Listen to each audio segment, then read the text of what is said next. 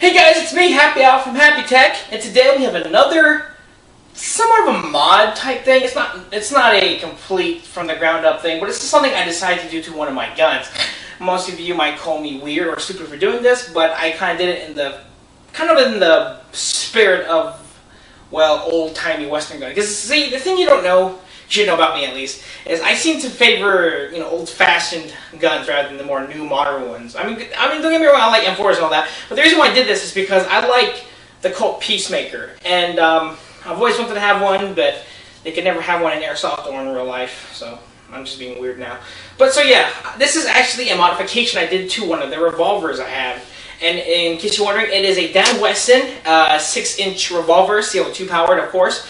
And in case you wonder what kind of gun it is, so there we go. So let me just show you the mod and show you what I'm talking about. You may remember this gun in one of my videos where I made the holster video, and this is the gun I used. Now this right here is actually the gun I modified. Now you're wondering, what did I do to it? Well, let me show you the gun first. It still looks the same, relatively. Need to get rid of this orange part right here, as you can see here. Sights are still the same. I swapped out the sights here with a fiber optic ones, but enough of that. Main reason why I made this gun is because this is a revolver, and I've always wanted a Colt Peacemaker for airsoft, but they could never find one that would be useful in terms of skirmishes, because of they're like really low power, like 280 FPS. But this one, on the other hand, I decided to just adapt to it to make it load and unload like a single-action army revolver. So this is actually technically the Dan Wesson single-action army modification. I don't know, it could be stupid to some people, and I guess it could be, but for me, I just want to do it because A, it kind of feels like it emulates the feel of loading, one at a time like old Western guns, and two, if I wanted to use it, there we go. This is like a challenge for me. I mean, you can still swing out the cylinders just in case you have to like get to this little tube right here where you have to like fix something, and it works. I've had to use them both times, so there we go. And I need to, this is still work in progress. I haven't really finished it yet. I just got the basic groundwork for it. I need to sand it and then add some what's it called? Some clay that you can bake, like polymer clay, so I can make little loading gate and all that, and hopefully I can get that sorted out and done with. But yes, so this is it. This is the single action army mod. As you can see here, you can rotate the cylinder. Now you're wondering why I didn't put the loading gate immediately. It's because the way the gun is designed and it functions is that it actually, the shells are so small that you don't have to worry about them falling out while tipping it up like that, as so. And let me show you how this gun would load, like on the real thing. Let me get 6 bullets out. There we go. Okay, so I dropped a bullet. There we go. So here we go. The way you would load is you'd normally flip down the loading gate, but since we don't have that, you just basically turn the cylinder to where it matches up with the little notch here. And yes, in case you're wondering why it's notched and not completely cut through, on the real single action army, this back piece right here would not be this big in real life. It would actually be a lot thinner up to like here. But the reason why it's so big is because of the way the gun's designed to hold the CO2 cartridge. Anyway, just letting you know right now. So you load it like this, as so. And it can go either way. You can rotate the cylinder however you like. And there we go. As you can see, and if it looks like it's having a hard time loading, it's not. It's just because of the angle I'm at.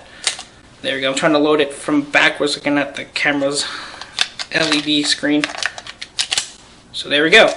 And as you can see, all 6 rounds have been loaded. So then you can still, it's not true to real life single action army. You can still double,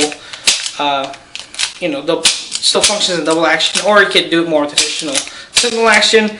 The mechanics inside won't allow me to make it straight up, what's it called, single action, because the way the gun works is when you pull this, it actually has to hit this thing.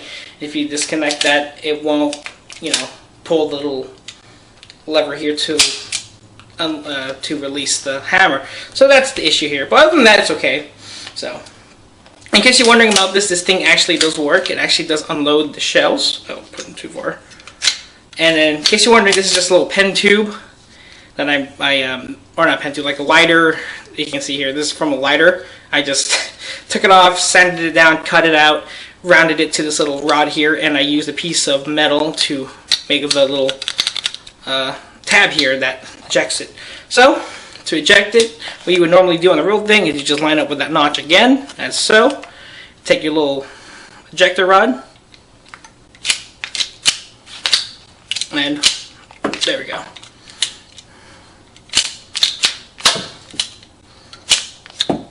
Or you can just let them drop out because they don't actually expand where it's stuck in the gun. So there we go. So there we go. And then after you unload all 6 rounds, you would go back and load more. So that's so. There we go. So then after you shoot your 3 rounds, you could either use the ejector rod, or you can just let it fall out naturally. Although it seems to be more satisfying to use the ejector rod. And no, it's not spring loaded, it's held in by friction. Like I said, it's still a work in progress. Hopefully I can post it when make an update and post it when it's fully finished, you know, sanded and painted like how I wanted it to be. So let me load it one more time, just for the fun of it.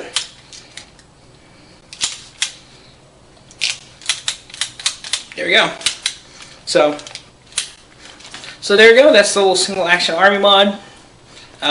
Most people would say it's kind of weird to do and stupid, and it technically kind of is. But I did it again just for see if I can modify it to load and feed like a single action army, and the fact that I just like to, you know, keep in the spirit of it. So there we go. So that's it. That's why I just made this little thing on the go. It took me about a week, basically, just to cut through this little plate here. On the real one, it would actually be cut through and then rounded off, but the gun is not smaller than a Colt single action, because these shells, if I can find one, these shells are not exactly 45s, they're more like 357s, and I know it sounds like I'm dragging on, but just for the fun of it, let me unload one. Real quick. This is a real 357 Magnum, and for people wondering, if you're wondering, you don't have to, but if you're wondering if a 357 shell would fit one of these, they actually do. So there we go. And this one won't come out, so the only time an ejector rod would actually be useful. Easy won't eject that. Oh, that's why it was hitting the weird fan. Anyway, so that's it. That is the single action army mod. I figured I'd show you guys because, like I said, I've always wanted a skirmishable revolver that, you know, loads and feeds like an actual single action army. But I can never find one because either A, they're showpieces, or B, they're way too expensive, and they still just more better showpieces. None of them are actually skirmishable in the airsoft world. So I decided to just adapt to one that already works and has been known to be used in airsoft skirmishes and adapt it to whatever I wanted to. So, my name is Tamad, or Happy I prefer, from Happy-tec. And as always, you guys, be chill.